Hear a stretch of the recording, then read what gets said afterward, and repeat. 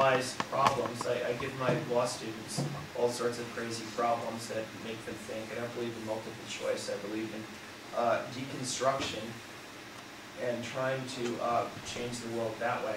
So anyway, that's why I'm pleased to engage you students. I'm going to go to the next slide, which is, how do I do this? Got it, okay. These women are from a Companion Animal Protection Society, CAPS, ad campaign, sorry for the capitalization typo.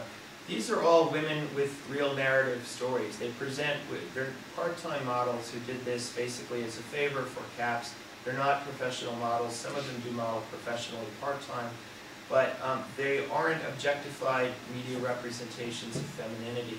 They're students and career women and professionals who have lives outside of their media image with these animals, unlike the Paris Hilton slide before. They're against puppy mills. All the dogs in this slide are rescued dogs, some from puppy mills. Obviously, the pit bull at the bottom is not. That's one of my favorite dogs. I'm into pit bulls. And, you know, so this is providing an alternative history, an alternative image. So anyway, we're going to go to the next slide. Human consciousness and puppy mill purchases. Why buy? So anyway, this goes through a whole bunch of things here. I'm going to have to rip through some of these slides in order to save time. But speciesism, some people feel humans are exceptional and animals are inferior.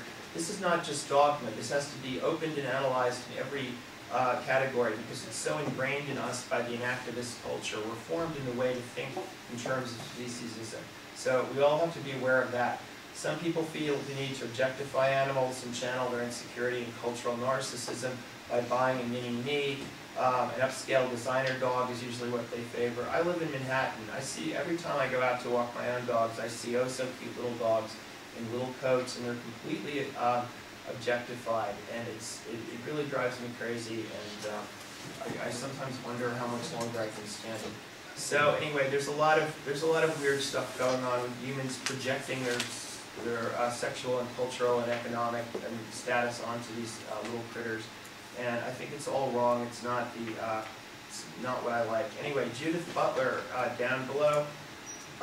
She was not writing about puppy mills per se. She doesn't write about animals, but she does write of contingent foundations of socially constructed gender roles. You're not born into looking like Paris Hilton or these models or any other gender-based identification choice. She says that these are formed by our cultural choices and material objects. Remember, because we're discussing this in the concept of materialism, because puppies are material. At least that's how society treats them. They're chattel objects under the law, and with some deviation from that, as we'll see, under the puppy lemon laws.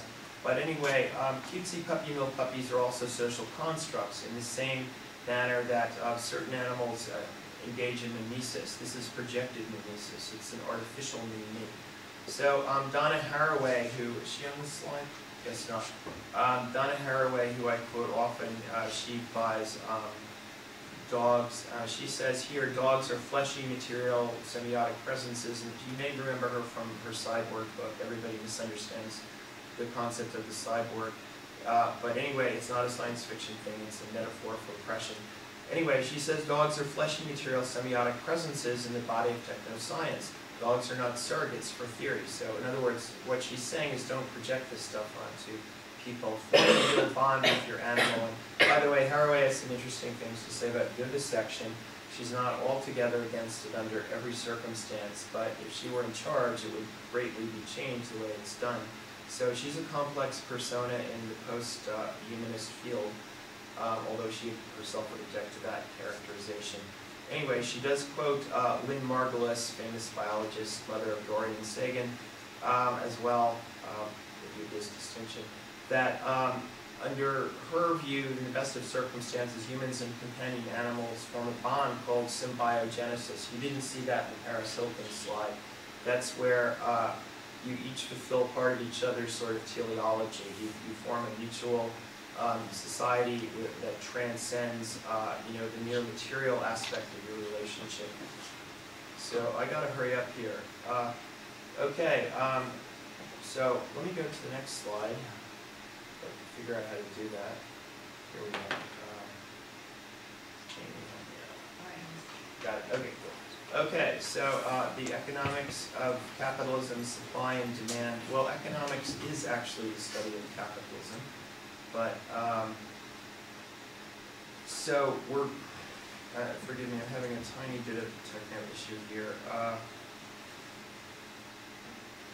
So on the supply side, puppy mills present the worst excesses, in other words, the concept of immiseration, using up a capital object until it literally is, or a labor person until there literally is nothing left and they're valueless. That's the whole point. You've heard the expression, ride that horse till he drops, or squeeze every last drop out of it. That's what immiseration is. This is from classical Marxism, but as we've said, it's literally true in the context of breeding pairs of puppy mills. They are capital, they produce puppies, and then they're used up and they are shot and thrown in the trash heap or in a ditch.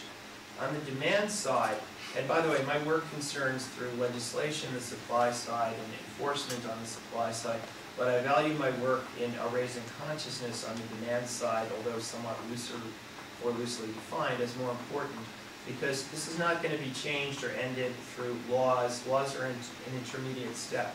We will only change this through through raising human consciousness. But I do have to hurry up, so I'll go to the next slide.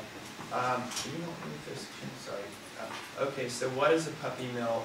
Herbert Marcuse writes in Eros and Civilization. He was a famous critical theorist, again from the 60s. He was Angela Davis's mentor. She's teaching at Syracuse this semester. Stating that the socialist view of life, capitalism, literally is hell on earth for humans, and he wrote that part of this hell is the ill treatment of animals, and the ill treatment of animals is brought about by the under capitalism by the divorce of the human from the human's animal nature. And so when Marcuse talked about this, he was extending this concept to mid-sign. He said humans and animals should live together in a non-exploitative manner, and that would only be possible when humans raise their consciousness. So this is a bit of heavy theory here, but if you think about it, it's really very basic. It's something you probably feel instinctively, and yet will not realize during your lifetime unless it's in a rarefied circumstance, such as an animal refuge. So Theodor Adorno stated in Minimum Moralia, following Wilhelm Reich, who critiqued fascism and the psychopsychology of fascism, that the ultimate goal of fascism and capitalism is found in the expression of laws separating animal existence from human existence, both within the human and between humans and animals. So this was expressed in antiquity as well, and it all follows through Descartes and Kant, who are the two sort of arch enemies of animals in theory, that animals must be denied subjectivity. And this makes all such mechanisms, the denial of subjectivity, possible. It makes vivisection possible, it makes farmed animal exploitation and puppy mills possible. So I'm here to say today we reclaim animal subjectivity, and we do that by rejecting speciesism and analyzing how to get there to a praxis of rejected speciesism to the mid-sign that Marcuse talked about. And we're going to analyze it in terms of Morgan's work and my work and all the other speakers you've heard today. And so anyway, getting back, when you see an intermediate stage like the social hieroglyph of a puppy mill dog, this embodies Marx's phenomenology of capital, where somehow the labor goes into the produced item.